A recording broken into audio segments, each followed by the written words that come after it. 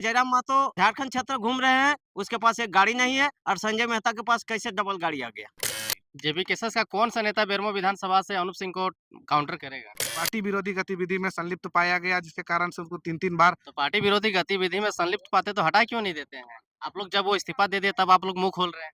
पता चले अनूप सिंह का कार्यप्रणाली कैसा लगता है इनका? काम करने का स्टाइल कैसा है? क्षेत्र में एक कॉलेज का शिलान्यास नहीं कर सकते हैं, एक लाइब्रेरी का शिलान्यास नहीं कर सकते हैं, लेकिन एक जिम खाना का शिलान्यास करने की चेष्टा कर रहे हैं।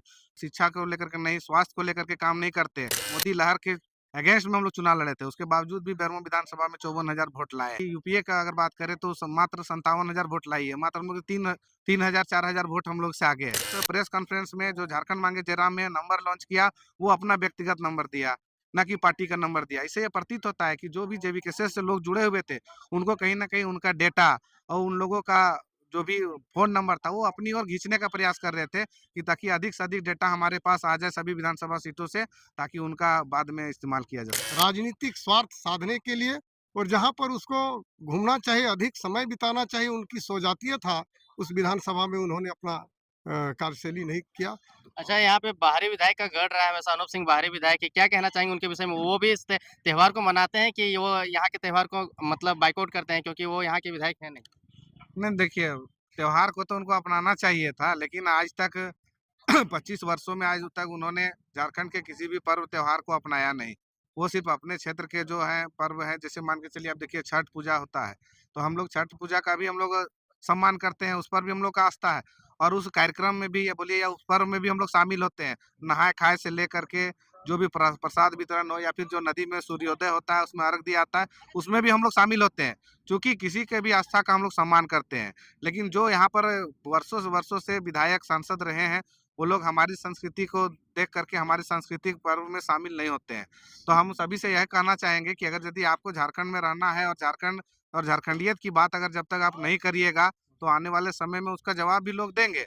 क्योंकि देखिए आस्था से अगर आप नहीं जुड़िएगा, लोगों की भावनाओं से अगर नहीं जुड़िएगा और सिर्फ़ वोट का राजनीति करिएगा, तो फिर आने वाले समय में सबको पता चलेगा। अनूप सिंह का कार्यप्रणाली कैसा लगता है इनका? काम करने का स्टाइल कैसा है? क्या विकास किए हैं क्षेत्र में?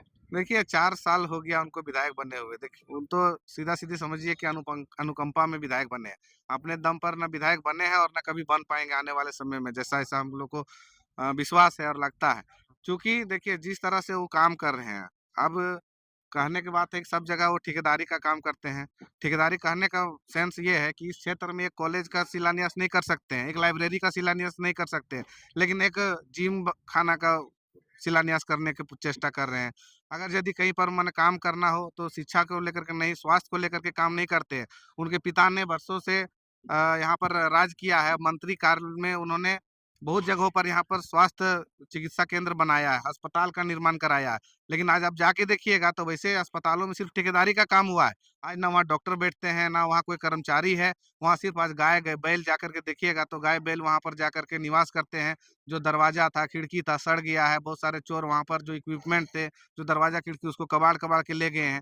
तो अगर यदि यहाँ के लोगों के विषय में सोचते तो जो उनके पिता ने हॉस्पिटल का जो नींव रखा, उन जगह पर उनको डॉक्टर का व्यवस्था करना चाहिए था, उनको प्रबंधन का व्यवस्था करना चाहिए था और यहाँ के लोगों को सुविधा देना चाहिए था। लेकिन वो सिर्फ़ ठेकेदारी करने का काम करते हैं। कहाँ पर 20 करोड़ का योजना लाएँगे ताकि उनके लोगों को ठेकेदारी का अवसर मिलेगा और उनसे उनको कमीशन मिलेगा। बाकी जनता से उनको कोई लेना-देना नहीं। जेपी केसस का कौन-सा नेता बेरमो विधानसभा से अनूप सिंह को काउंटर करेगा?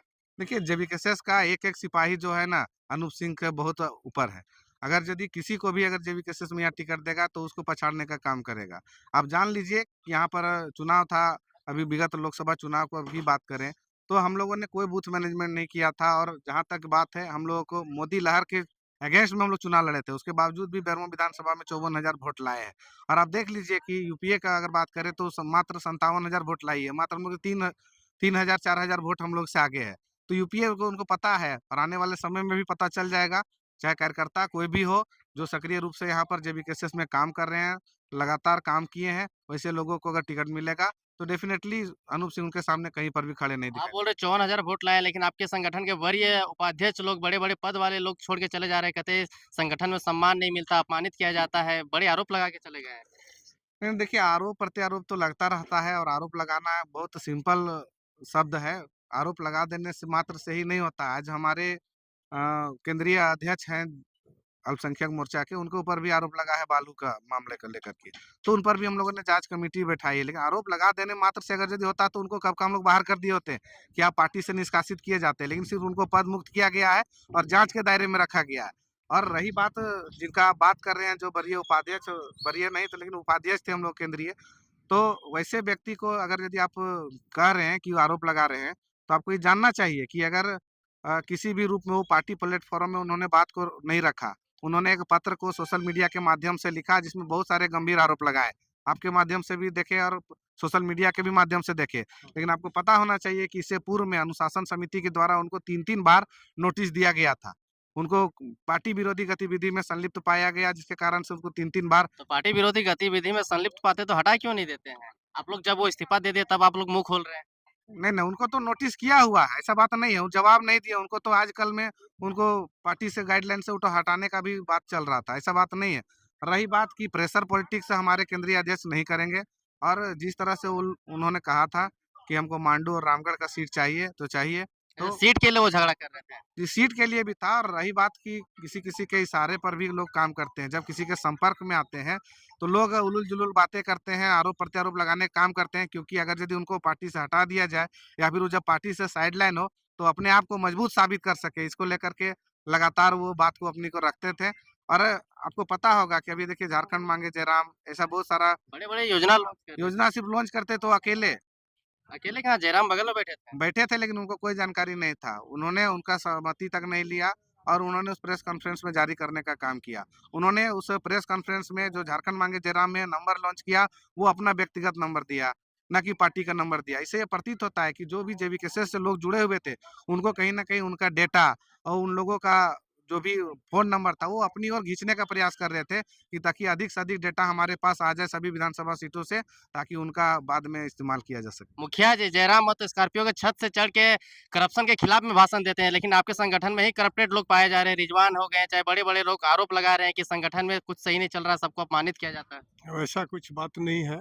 संगठन में करप्शन हमारे कार्यकर्ता नहीं करते हैं, और कहीं न कहीं ये राजनीतिक साजिश है। और हमारा जो संगठन है वो 7 सदस्यीय कमेटी का गठन किया है।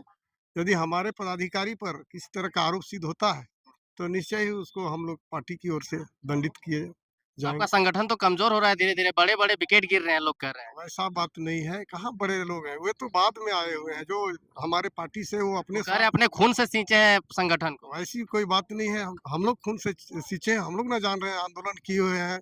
जब से भाषा ये आंदोलन हुआ उस समय से चल रहा है, और 60-40 अब सारे आंदोलन में हम लोग हैं, वो तो बाद में आए हुए हैं और सिर्फ़ अपने स्वार्थ के लिए आए हुए हैं। और कौन-सा स्वार्थ पूरा हो गया तो वो इलेक्शन हार गए। मैं इलेक्शन हार गया, लेकिन वो विधानसभा में भी बोले ना हमारे पूर्व वक्ता, जो आप इंटरव्यू लिए केंद्रीय संगठन मंत्री से, तो इनकी बातों से भी आपको प्रतीत होता होगा कि कहीं न कहीं वो अपने राजनीतिक स्वार्थ साधने के लिए, और पिछले लोकसभा में उनको हमारे पार्टी अध्यक्ष के द्वारा प्रत्याशी बनाया गया और सम्मानजनक वोट लाया, और जहाँ पर उसको घूमना चाहिए, अधिक समय बिताना चाहिए, उनकी सौजातीय था, उस विधानसभा में उन्होंने अपना कार्यशैली नहीं किया। और संगठन के प्रति उन्होंने संगठन का किसी भी क्षेत्रों में संगठन को मजबूत करने का काम नहीं किया, और इसी से हम लोगों को लगा कि ये व्यक्ति हम लोग के लिए नहीं, अपने लिए कार्य कर रहा है, अपने स्वार्थ के लिए। अच्छा जेबीकेएसएस मजबूत कैसे होगा? विधानसभा चुनाव के लिए मजबूती के लिए क्या काम कर रही है अभी जेबीकेएसएस? अभी देखिए, ज़मीनी स्तर पर संगठन को हम लोग संगठन के प्रति जो है पंचायत स्तर पर काम कर रहे हैं, बूथ स्तर पर काम कर रहे हैं, और मेरा जो जयराम दा का जो सिद्धांत है, और जो हम लोग जो मुद्दे पर आए हैं, उस मुद्दे को गाँव-गाँव तक पहुँचा रहे हैं, उसी के अनुरूप हम लोग काम कर रहे हैं, और मजबूती के साथ विधानसभा का चुनाव लड़ेंगे, और राज्य में हमारा बेहतर सरकार बनेगी, और जयराम दा मुख्यमंत्री के रूप में काबिज होगी। भुवनेश्वर दा आप ये बताइए करम त्योहार का कि आप लोग लोगों को लुभाते हैं और आपके जो बड़े पदाधिकारी होते हैं वो भ्रष्टाचार में संलिप्त नज़र आते हैं, ऐसा आरोप लगता है। ऐसा कोई बात नहीं है। हम लोग का जितना भी कोई भी कर्म चाहे कहीं भी देख लीजिए। अब जहाँ तक अब रिजवान अंसारी का बात बोल रहे हैं, रिजवान अंसारी का हम लोग साथ कमेटी का गठन हुआ है, और उसमें यदि उसको सच्चाई पाया जाएगा तो स्वतः उसको निष्कासित किया जाएगा।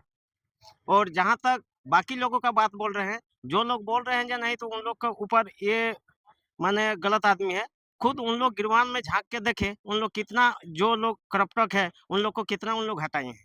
लेकिन हम लोग 7 कमेटी का गठन किए हैं, उसमें यदि इस तरह पाया जाएगा, तो उसको हम लोग निष्कासित किया जाएगा। संजय मेहता के बारे में क्या कहना चाहेंगे? देखिए, संजय मेहता अभी वर्तमान स्थिति में हमारा गिरिडीह लोकसभा क्षेत्र से 3.5 लाख वोट लाए हैं हमारा टाइगर जयराम महतो, और संजय मेहता ने वहाँ जब हजारीबाग लोकसभा क्षेत्र से वो पहले भी विधानसभा या लोकसभा में प्रत्याशी रहे हैं, उसका देखिए क्या स्थिति था पहले चुनाव में, और अभी जब टाइगर जयराम महतो का प्रत्याशी बने, उस समय उसका क्या ग्राफ रहा। उसके बाद अभी टाइगर जयराम महतो पूरा झारखंड क्षेत्र घूम रहे हैं, उसके पास एक गाड़ी नहीं है, और संजय मेहता के पास कैसे डबल गाड़ी आ गया?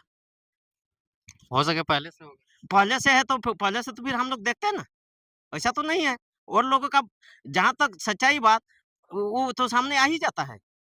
अच्छा, उनका आरोप है कि संगठन में लोगों को अपमानित किया जाता है, घुटन महसूस होता है, सफोकेटेड फील होता है। ऐसा कोई बात नहीं है। हम लोग तो शुरू से भाषा से 60-40 से करिए रहे हैं, ऐसा तो हम लोग कहीं नहीं समझ पाते हैं। जब आप फ़ोटो खिंचाने के लिए केवल अपना जहाँ सभा होगा वहाँ जाइएगा, जहाँ पर कोई ऐसा जैसे कि कोई कार्यकर्ता या कैडर का कोई भी ऐसा घटना घटती है, उस समय आप नहीं रहिएगा, तो ये तो भाई गलत बात है। कह रहे अपने खून से सींचे हैं संगठन को। ऐसा बात है नहीं, क्योंकि जिस समय 60-40 हुआ था या तो भाषा आंदोलन हुआ था, उस समय तो वो तो संजय मेहता उतना मुखर नहीं थे। ज़्यादा राजनीतिक बातें ना करते हुए ये करम महोत्सव का प्रोग्राम रखा गया है कटहरा के शिव मंदिर के प्रांगण में। तो प्रोग्राम अभी होना है, बाकी ये वीडियो आपको कैसा लगा आप कमेंट सेक्शन में बताइए। वीडियो देखने के लिए धन्यवाद, जोहार।